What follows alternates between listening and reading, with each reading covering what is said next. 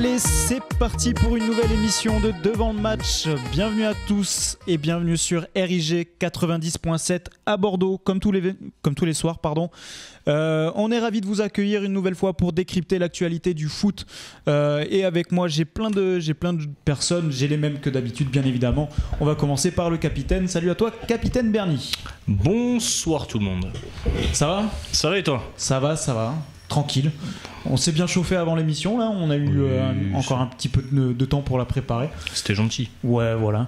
Avec moi, j'ai également Manu que vous pouvez retrouver sur les réseaux sociaux comme d'habitude. Salut à toi, Manu. Bonjour les copains, bonjour les copines. Oui, vous pouvez nous retrouver sur Facebook devant le match, sur Twitter devant le match avec le hashtag DLMOnAir et sur YouTube DLM officiel. Venez nous rejoindre. On ne mord pas, on sera très gentil avec vous. C'est pas sûr qu'on morde pas quand même. Ouais, ça à part Bernie, bien sûr. Ah non, je pensais à toi. Mais moi, je suis très câlin. Je ne suis que amour et bisous. Très bien. On commence bien l'émission. Un gros message de paix et d'amour. Avec nous, on a également Aurélien. Salut à toi, Aurélien. Salut à tous. Moi, je vais pas trop reparler. Moi, je suis là pour faire la figuration. Tu es là. Je suis pas censé être là en plus. Si tu vois ce que je veux dire. Je vois ce que tu veux dire. Il faut arrêter de faire des heures sup, Aurélien. Oui, c'est ça. Je sais pas où tu t'es cru, mais pas ici, pas à DLM. En tout cas, on ne fait pas d'heures sup. Ça on était très très cher. On fait pas d'heures tout court. Je te payerai pas en plus. Non, c'est mort. Je tiens à être honnête avec toi. Il va falloir qu'on fasse un conseil avec Bernie, mais on n'est pas chaud. Il vient à l'avance aussi, il se fait choper. Ah ouais. Moi, j'ai constamment en retard, je me fais pas choper. Donc, oui, t'as rien d'un côté, dit, là. on va pas se mentir. Pour une fois qu'Auré se fait choper, Big up, je tire mon Fanny. chapeau. Quoi. Sans commentaire. Sans commentaire. Ouais. Auré, en tout cas, on t'entendra à la fin de l'émission pour le pyramide.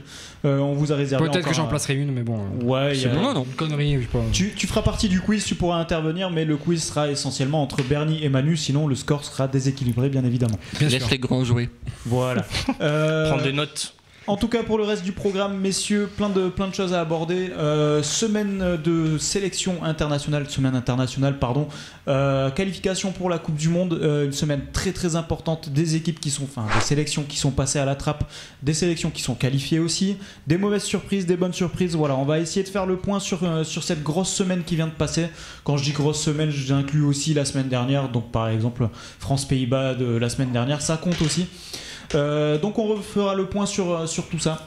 Il s'est passé plein de choses aussi du côté de l'Espagne où un certain monsieur Tebas a commencé un petit peu à parler et à critiquer le PSG Manchester City. Il veut déposer des plaintes. On reviendra sur cette affaire-là qui est assez complexe, donc on essaiera d'expliquer, d'en parler un peu. Et puis du coup ça nous amènera sur un petit débat sur le fair play financier. On fera donc ce débat-là pour essayer de voir s'il peut y avoir de nouvelles mesures pour un petit peu aider ce fair play financier, parce que on l'a vu cet été, les clubs en ont un petit peu rien à faire apparemment, donc du coup Oui, c'est un peu le foutoir. Hein. c'est un peu le foutoir. Il y a beaucoup d'argent qui a été dépensé encore une fois, donc est-ce que il y a un moyen de réguler tout ça? Est-ce que voilà, on va en parler, on va essayer de trouver des solutions, même si ça semble quand même compliqué. Voilà, et puis en fin d'émission, on fera le jeu comme d'habitude. Donc un questionnaire sur le foot, un questionnaire sur le sport en général et le pyramide, bien évidemment. Bernie, je te vois faire la gueule déjà sur le questionnaire Du sport en général. Du sport en général. Tu l'aimes pas ce quiz de culture générale. Heureusement que je vous mets une rouste sur le foot à chaque fois parce que c'est pas folichon. Hein. Oui, mais on s'adapte à Aurélien. Ouais, mais bon. Ouais, oui. Au moment, c'est chiant quoi. Non, T'es pas à tout le sport sur France 3 ici, d'accord? Non, mais c'est intéressant de pouvoir faire un petit peu d'autres Oui, sports, non, mais c'est pas d'en bête. parler, Du coup, je vais être obligé de lire l'équipe quoi. Et voilà, c'est ça. C'est ça. Quel grand journal. Je prends l'essentiel de mes questions sur l'équipe. Y a que ça. Donc voilà. Messieurs, on va commencer sur cette semaine de trêve internationale. On va commencer avec les équipes qui sont qualifiées d'office. En tout cas qui ont validé leur ticket. Donc il y a le Brésil en Amérique du Sud. Messieurs, le Brésil qui se qualifie. Est-ce qu'on est plutôt content? Normal. Ils ont toujours été présents, mais voilà, ils sont encore présents et très bien. 21e participation, je crois. 21e sur 21. Ouais, c'est ça, Donc, à peu près. Le Brésil, c'est la base du football, c'est la base en Coupe du Monde. Une Coupe du Monde sans Brésil, c'est un peu une raclette sans fromage. C'est un peu une... voilà. Ça s'appelle un barbecue quoi. Voilà. Non, mais c'était important. Et puis, ils ont une bonne génération. Oui. Ils m'ont l'air plus prêts qu'en 2014. Ils auront la pression de jouer à l'extérieur, la pression en moins qu'en 2014. Donc voilà, non, mais c'est tout à fait logique. Qu'est-ce qu'on attend du Brésil sur cette compétition-là? Est-ce que cette nouvelle génération, justement, les Gabriel Jesus, les Coutinho, les Neymar, toute cette génération-là, qui se retrouve, il y a du potentiel, il y a des très bons joueurs. Est-ce que ça peut faire quelque chose sur cette Coupe du Monde, Bernie? Forcément, oui. Après, on attend qu'ils gagnent la Coupe du Monde, comme toutes les grosses nations. Forcément, là, ils ont une belle génération et ça va être intéressant, emmené par un Neymar en feu. Oui. Il n'a que 25 ans, capitaine du Brésil. Il est qu'à 10 ou 11 buts du record de buts en sélection détenu par Pelé. Ouais. Donc je pense que Pelé, il doit trembler sévère, parce que 25 ans, il peut au moins pousser jusqu'à 32. Oui. Donc je pense que le record de Pelé va tomber. Donc moi, ça va être intéressant de les voir. Après, il n'y a pas que lui. Il y a Coutinho, il y a pas mal de joueurs. Il y a le gardien Ederson. Donc... Après, est-ce qu'il ne manque pas vraiment une deuxième, troisième grande star de l'équipe brésilienne pour vraiment prendre la Coupe du Monde? Parce que c'est pas non plus la plus belle équipe du Brésil qu'on ait connue. Il n'y a pas un grand attaquant de pointe comme à l'époque de Ronaldo. Est-ce qu'ils en ont réellement besoin? On se souvient que l'Espagne a gagné une Coupe du Monde et un championnat d'Europe sans attaquant de pointe. C'était Fabregas. Bien sûr. Ouais. Donc est-ce que tu en as réellement besoin? Je ne suis pas sûr dans le football actuel. Mais tu l'as, ta star, c'est Neymar. Tu l'as au milieu, tu peux mettre Coutinho au milieu. T'as plein de monde. David Luiz, Marcelo, tu l'as, ta star en défense, t'as Marcelo. Oui. Je serais pas étonné que Daniel Alves revienne titulaire dans cette équipe du Brésil. Ouais. Oui. Il a joué d'ailleurs les derniers matchs. Oui. Il a joué, oui. Ouais, donc, mais titulaire à part entière, donc ce serait pas étonnant, tu vois. Ouais. Parce qu'il m'a l'air plus qu'en Cannes. Oh, donc, oui. Après, logique, très et on est tous heureux de voir le Brésil jouer en Coupe du Monde, on va pas se mentir. Ouais. Donc, je suis plutôt content. On va parler de leurs voisins qui connaissent pas la même fortune.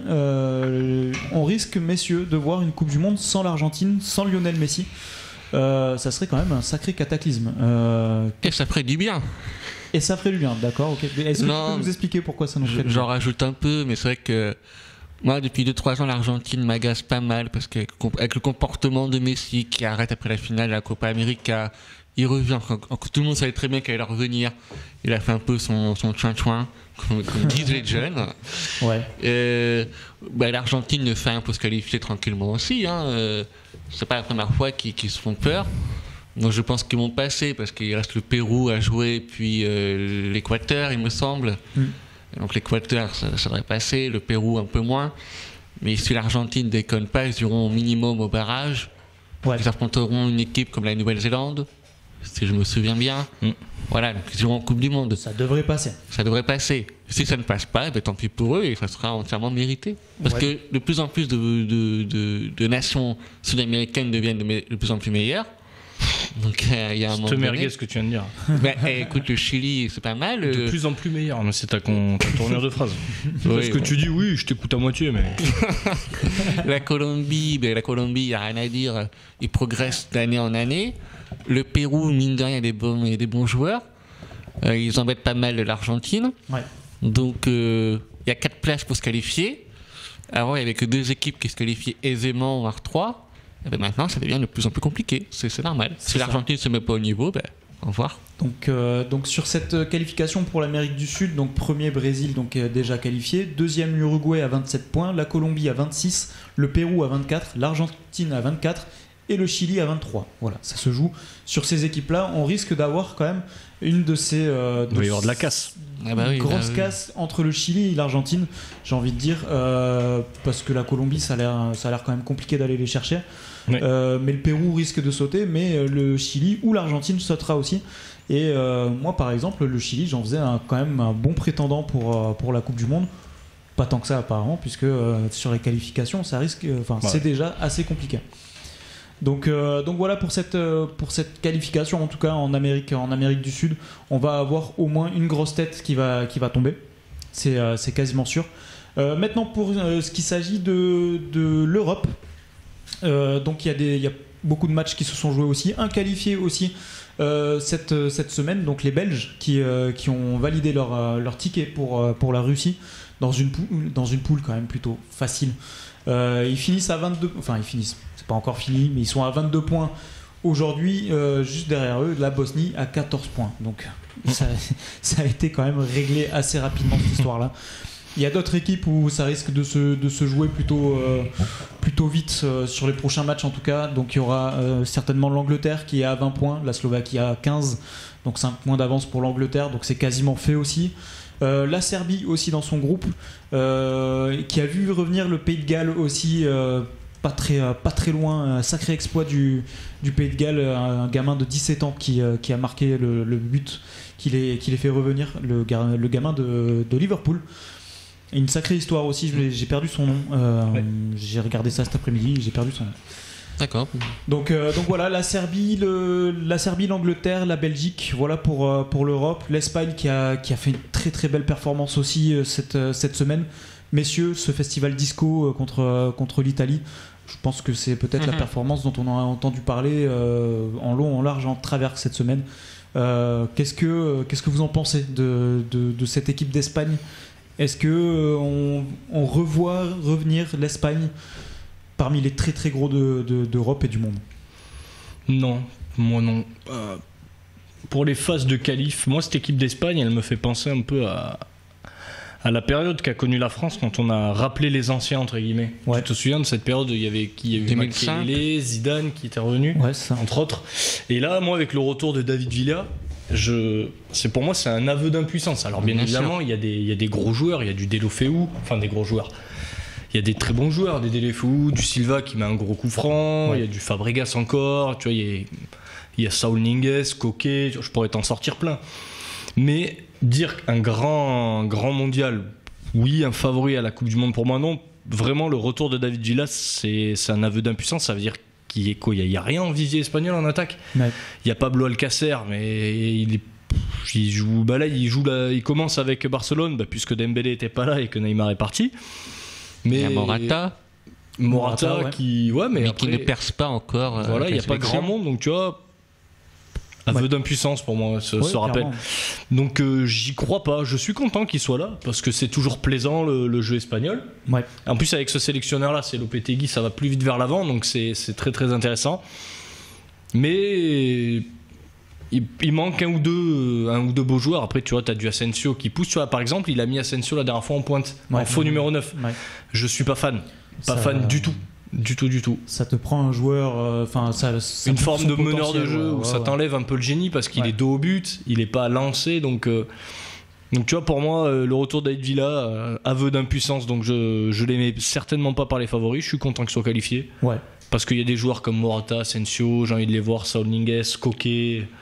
J'ai envie de les voir. Pourquoi pas Valero du Real s'il joue. J'ai envie, mais c'est une génération qui arrive, qui est en train d'accoucher tout simplement, mais qui n'est pas assez mûre.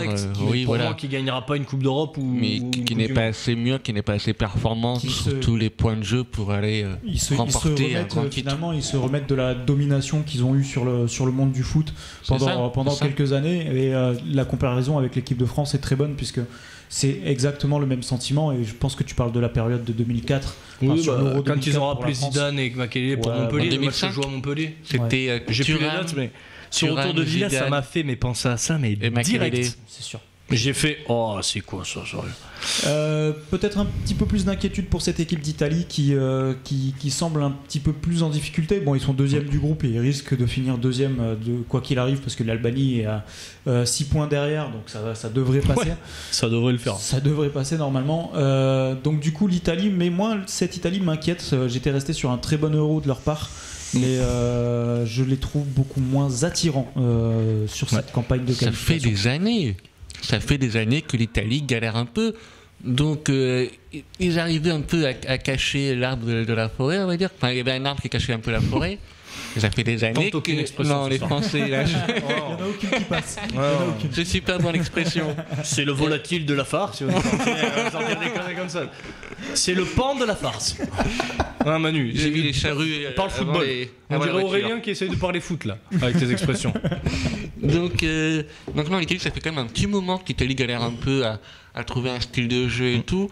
Voilà, plus on avance, plus les équipes dites faibles commencent à prendre du pouvoir, à mieux jouer.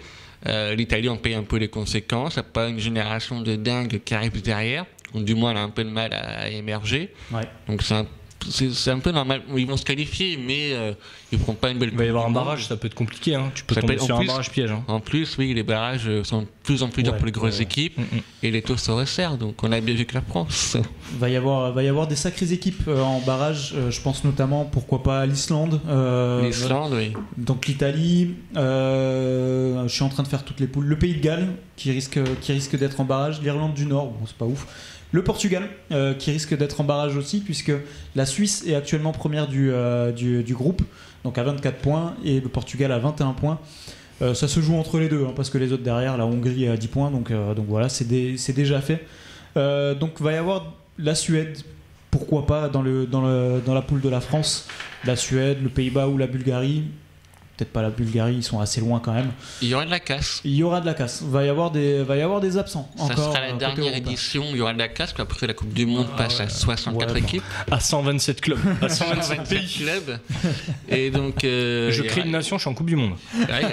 Non, mais il y aura de la casse. Merci Chalmy. Hein. C'est ça. Mais C'est le nivellement par le bas, quoi. ça fait des années. L'Angleterre a loupé l'Euro il y a 5-6 ans. Ils sont Ça a pas- été les Pays-Bas pour la Coupe du Monde. Voilà, il y en aura de plus en plus. Ouais. Bah là, maintenant, pour louper une Coupe du Monde à 75, 75 pays, La on prochaine, peut ça sera plus va falloir easy. s'accrocher.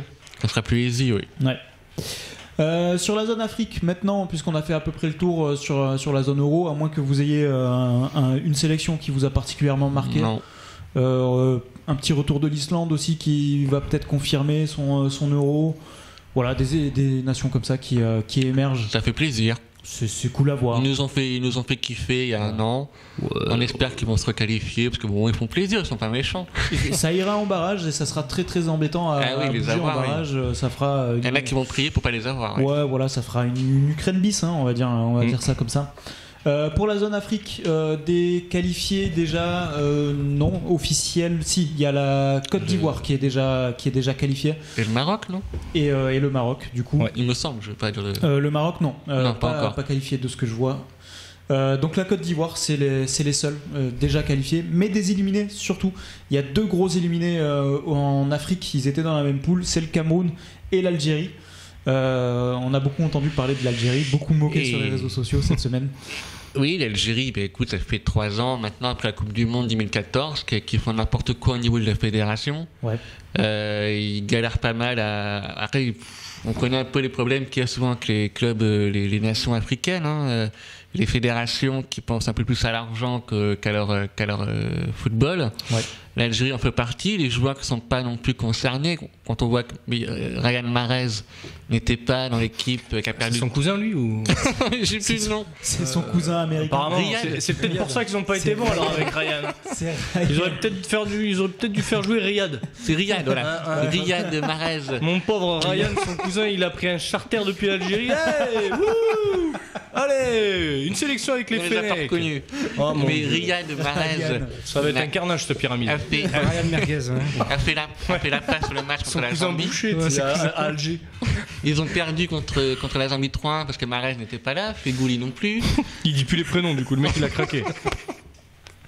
Donc Sofiane n'était pas là, Riyad n'était pas là.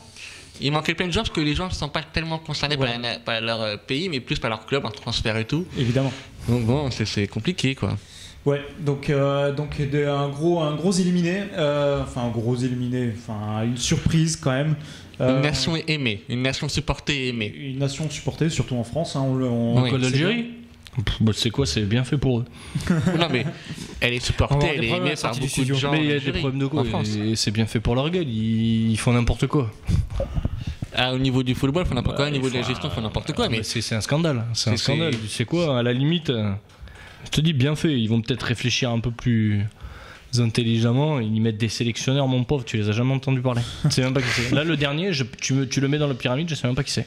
c'est Likens. Bon, Ouais, mais je vais devoir Likens, chercher. le belge, là, non Ah, Dickens Non. Ouais, les. Charles.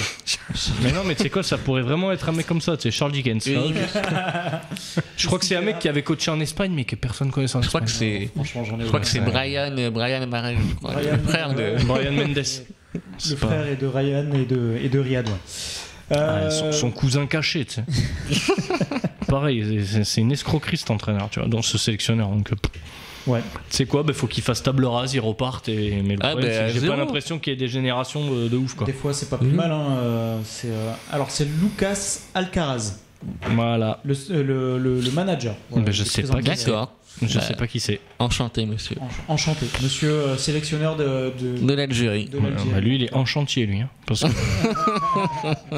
Donc, c'est moche, mais c'était symptomatique leur match quand tu vois que Ouais, bah oui. Ryan Mahrez loupe un Ryan penalty, Mahrez, qui ouais. maintenant explique tout, tu vois. Je comprends pourquoi il a loupé, quoi. Je peux te dire son palmarès au monsieur dont on vient de dire le nom. T'as déjà oublié le nom. Ouais, Alvaraz, là où je sais pas Comme quoi, tout le monde. Alcatraz, là. Donc Grenade, Almeria, Huelva, Santander, Voilà, c'est ça. Murcie, Cordoba, Aris Salonique, Levante, Elche.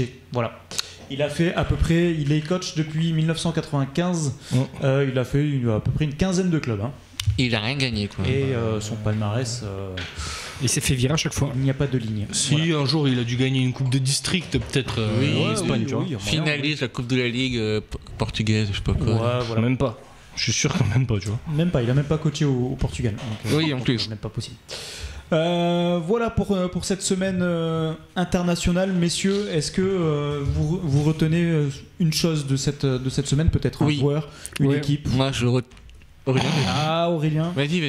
J'ai pas vu le match, mais bon, je retiens le match de la France. Oh non, J'étais obligé de le placer. Je il suis n'y avait désolé. pas de match. La défense, le Je sais même pas gardien, pourquoi tu parles. avec son besoin était héroïque. Là, c'est Les pour Français c'est pour n'ont les pas été Bernie dedans. qui sortent de Football Manager un peu parce que. Et le mec il t'a dit j'ai pas vu. Ouais, mais moi je peux tout faire en même temps parce que tu viens quand même de te dire j'ai pas vu le match, mais je Non. retiens l'équipe de France. Moi, je Je retiens travaillais un à ce truc. moment-là, je pouvais pas Mais voir le on match. te demande pas ta vie, on te dit juste tais-toi si t'as pas vu. Tout le monde s'en fout de ta vie. Hein. Il s'aime pas lui. Ils vont se Ah, faire bah, des 0-0 contre bisous. Luxembourg, le score parle par lui-même. Hein. Mais t'as vu le match? Non. Eh ben raconte-moi le match. Mais non, je l'ai pas vu. Ah, ben alors. Bah, du coup, est-ce qu'on peut en parler vite fait de ce match? Je lance Parce un qu'on avait débat, fait, Moi, je voulais faire un petit big up. Un big up. un big up. Non, la Syrie. La Oui. Syrie qui, le temps d'une soirée magnifique, a réuni un peu le peuple syrien. Ouais, Voilà, dans l'excès de la joie. C'était de la bombe. Hein. très bien. Un match très Pas explosif. mal ça. Dis pas très bon. hein. Non, en plus, c'était C'était un bon... hyper bien. Qu'est-ce que tu me dis? Les gars, on se calme. Non, ouais, c'était un match un peu, qui était intéressant. Ils ont réussi à Ça a pété dans tous les accrocher. sens. accrocher tout. C'était un match explosif. Ouais, voilà, tu vois. Non, mais c'est super pour un pays comme ça. Ils vont faire les barrages. On ne sait pas s'ils vont se qualifier ou pas. À la limite, on s'en fout un peu. Mais le plus important, c'est que le temps d'une soirée, le temps d'un moment, une communion dans ce pays, Ouais. ça leur fait pas de mal. Si le football peut apporter ça un peu, c'est C'est ça. c'est ça. génial. C'est vrai qu'on rigole un peu et Oui, tout ça, bien mais sûr, c'est vrai mais- que ce pays vit tellement de choses que si le football peut au moins amener ça, ça sera déjà une bonne Bien chose. sûr. Donc, de gagner. Donc voilà, ouais, la Syrie, ils sont pas qualifiés, ils sont qualifiés pour les barrages. Voilà, Les premiers barrages Les premiers barrages. contre l'Australie, il y aura un second barrage contre le 5e ou 4e, je sais plus, c'est ça. d'Amérique centrale. C'est pas gagné, mais c'est déjà très bien. Une belle performance aussi pour Ah oui, oui. cette équipe-là parce qu'ils sont pas non plus habitués Et puis, à ces compétitions-là. Ils jouent Donc, pas en Syrie, ils jouent en Malaisie en plus, hein, Ouais. pour les raisons qu'on connaît, donc c'est encore moins facile. et oui. Donc bravo à eux en tout cas. Ouais, félicitations. Donc ouais, l'équipe de France 0-0 face au Luxembourg, est-ce qu'il remet beaucoup de choses en question? Est-ce qu'il remet ce 4-0 flatteur? On en avait parlé face aux Pays-Bas. Bernie, toi par exemple, qu'est-ce que tu as pensé de ce match-là? Bah, c'était un attaque-défense. À partir du moment où tu marques pas dans la première demi-heure face au Luxembourg, tu leur donnes toutes les chances du monde psychologiquement pour faire la baraka. C'est totalement ce qui s'est passé. Est-ce que ça remet en cause? Bah non, pas du tout, puisque tu commences ces 2 matchs de qualif deuxième et tu les termines t'es premier. Ouais. Oui. Donc faut voir un petit peu le bon côté et après ça relance plusieurs débats sur les choix de Deschamps, mais bon après de toute façon c'est tout le temps pareil, hein. Il y en aura toujours. Si ça match il est bon, enfin c'est les joueurs, si ça marche pas il est pas bon, donc bon non après ben voilà tu repars en tête, donc t'as 2 matchs à jouer, bah, t'as ton destin entre les pieds, donc tu Sur gagnes le les plan deux, comptable, c'est une très bonne opération, les 2 matchs. bien sûr. Sur le plan psychologique, faire 0-0 contre le Luxembourg, moi dimanche soir, ça fait longtemps que je n'étais pas énervé comme ça. Quoi. Ouais. Ok, le gardien, la défense, le Luxembourg a été héroïque, bravo à eux, aucun souci. Ok, le Luxembourg, c'est plus une équipe à qui on met 8-0 comme à l'époque. c'est une équipe contre laquelle on cravache un peu plus. Ouais. Mais merde, quoi, t'es chez toi, t'as une équipe comme on a la France.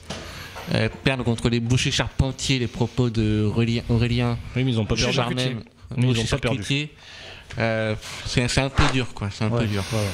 C'est pas. Mais ça va le faire, hein, mais c'est un peu dur. C'est une équipe effectivement que normalement les grosses sélections fessent généralement. Oui.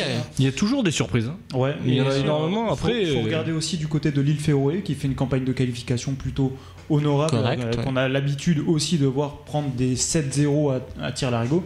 Mais non, pas cette saison, pas en tout cas cette qualification-là. C'est simple, en Europe, il reste 3 équipes à qui tu peux mettre une fessée. C'est Saint-Marin, Gibraltar et le Liechtenstein. Ouais, c'est ça. Que l'Espagne a justement corrigé. Assez violemment, oui. Oui, 8-0. Ouais. Oh, après, ça arrive.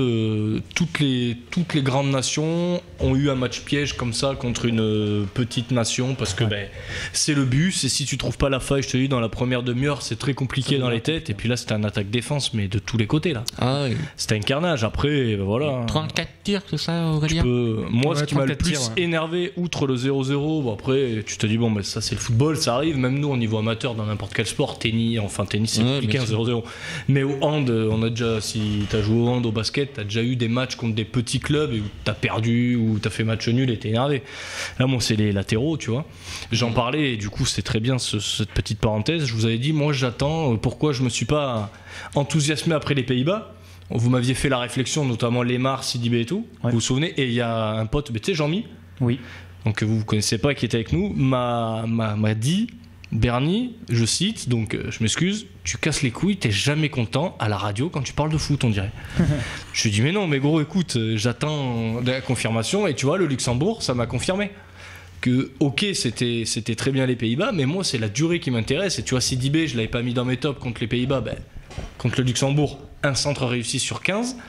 Kurzawa, pareil, 0 sur 17. Lemar, tous ses coups de pied arrêtés, 1 sur 17. on aurait dit un tétraplégique. Donc tu vois, moi c'était cette durée-là que je cherchais et elle est pas encore arrivée pour moi. Donc c'est pour ça que je suis pas étonné. L'équipe est jeune aussi, n'oublions pas. Elle a pas énormément d'expérience au niveau européen, que ce soit en club ou en nation. Sur Mbappé, 18 piges. Lemar, il a quoi, 21 ans. Ouais. Une saison de Ligue des Champions l'an dernier. Kurzawa, il est nul. Sidibé, il a explosé un peu sur le tard. Il a 24-25 ans, mais bon, il était à Lille. Quelques années galères, ouais. Ouais, à Lille, c'était pas non plus flamboyant. Il n'y avait pas de Coupe d'Europe à Lille quand il y était. Ouais. Tu vois, cette équipe, elle manque Kanté, donc en équipe de France, tu peux dire ce que tu veux, c'est un puceau, en titu. Pogba, moi, je l'ai pas trouvé plus nul que ce que les gens disent dans les médias. Giroud, il manque de rythme, il joue pas Arsenal, donc tu vois, il y a plein de choses qui pour moi s'expliquent. Est-ce que justement, je voulais revenir sur ce manque de rythme. Moi, j'ai trouvé quand même cette équipe ils ont eu des problèmes physiques. J'ai eu l'impression qu'ils étaient à fond, ils étaient incapables de se transcender. Sur ce match en tout cas, comme s'il y avait un retour de bâton de France-Pays-Bas, parce que je sais pas, ils étaient fatigués, la pression des médias, je ne sais pas. Non, la pression soit des médias. Soit ils n'étaient pas concernés, soit ils étaient émoussés physiquement, ce qui est possible aussi. La reprise, c'était il y a à peu près un mois, le physique a déjà un peu marché. Est-ce qu'on peut l'expliquer comme ça ou vraiment parce que le Luxembourg a mis le bus et que ça n'a pas tout simplement pas réussi à l'équipe de France? Voilà. Aussi parce que les Pays-Bas, c'est une équipe comme qui a joué au foot, qui a attaqué, qui n'a pas fait que défendre. Donc avec nos joueurs qu'on a, on a pu s'exprimer, on a pu attaquer, dribbler, faire les papasses et tout. Le Luxembourg, fallait vraiment, c'est une autre stratégie de jeu qui est plus épuisante, qui est plus fatigante, qui est plus éreintante. Donc oui, ça a forcément joué, ça c'est clair et net. Ouais. Bon, en tout cas, l'équipe de France qui jouera sa qualification pour la Coupe du Monde face à la Bulgarie, un petit air de déjà vu. Alors, il y en a qui commencent déjà un peu à psychoter, comme on dit. Oui, parce que l'entraîneur, c'est le défenseur qui avait ramené le ballon en 92, 13, je sais plus. 93. Ou Pouchov, son nom. Et il y a un gars qui s'appelle Kostadinov. Mais c'est celui qui marque contre la Suède en plus. Celui qui marque. Ah oui, en plus. Et contre les Pays-Bas, il a marqué aussi. Bon, après, donc voilà, c'est pour vendre un peu, c'est pour qu'il fasse cliquer sur Internet. Ça. Pour faire c'est le parallèle qui est un peu. Oui, c'est facile. pour faire une manu, mais en mieux, il n'y a pas péril dans la demeure. T'as ton destin entre les pieds, ce qui n'était pas le cas avant les... Il n'y a pas le faux chalet. Il n'y a pas le faux lac. Bon. J'aime bien les chalets. On peut changer de sujet. C'est gênant. C'est très gênant. C'est quoi, il te sort juste un c'est gênant, ça c'est violent Le psychologiquement. mec il me fracasse, tu sais.